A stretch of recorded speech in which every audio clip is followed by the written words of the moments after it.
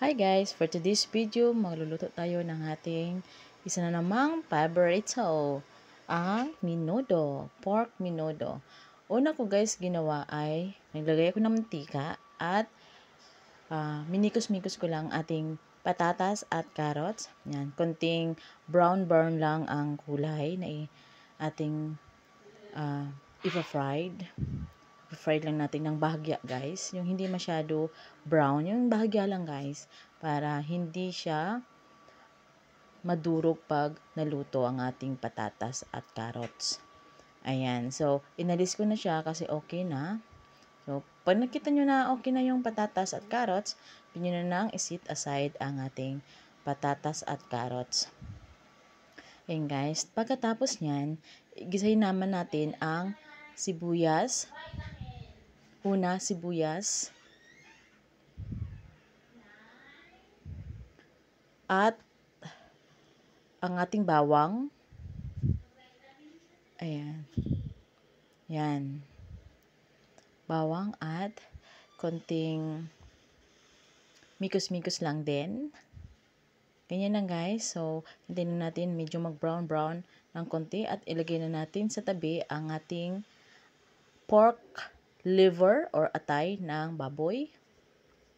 Ayan, konti lang aking nilagay kasi hindi naman kasi sila masyado mahilig sa ganitong pork liver. Yan, ganyan lang, mikos-mikos lang.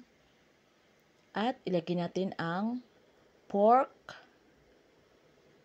ang pinaghalong laman at taba. Ayan.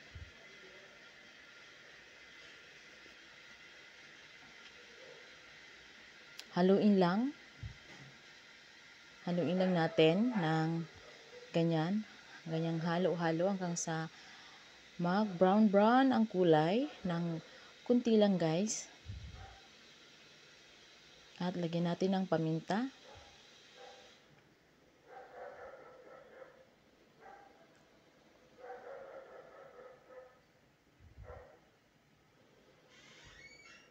Haluin lang natin.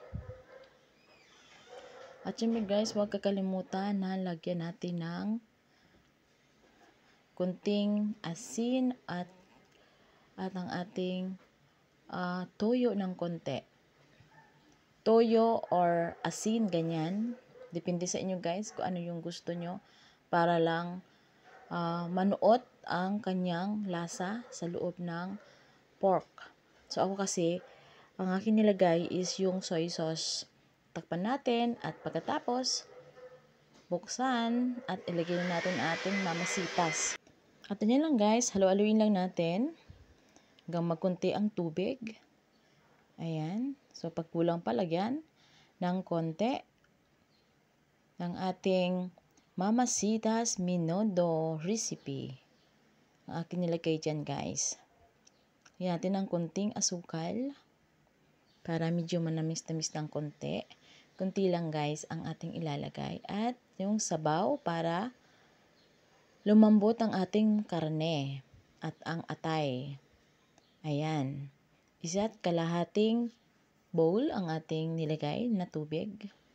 At ayan na guys, kumulo na ang ating niluluto at lagyan natin ng tomato sauce. Depende sa inyo guys kung mas gusto nyo yung mas mapula or yung tama lang ang pula. Ayan. So sa akin kasi ayaw ko na masyadong mapula kaya kunti lang yung aking ilalagay. Yung tama lang guys. Ayan. Tsansa lang ang aking ginawa dito sa ating mga sangkap. Walang sukat-sukat guys. At tinakpan ko muna. After 5 minutes, ayan. Binuksan ko ulit at tinignan ko kung malambot na ang ating karne. At saka natin ilalagay ang patatas, carrots, ang sili na red bell pepper. At ang ating raisin. Guys, nilagyan ko din para yan ng laurel. Hindi ko lang sa inyo pinakita. At hindi ko lang naipakita sa inyo guys. Pero meron yan laurel na aking nilagay. Ayan. Hintayin lang nating maluto ang ating mga gulay.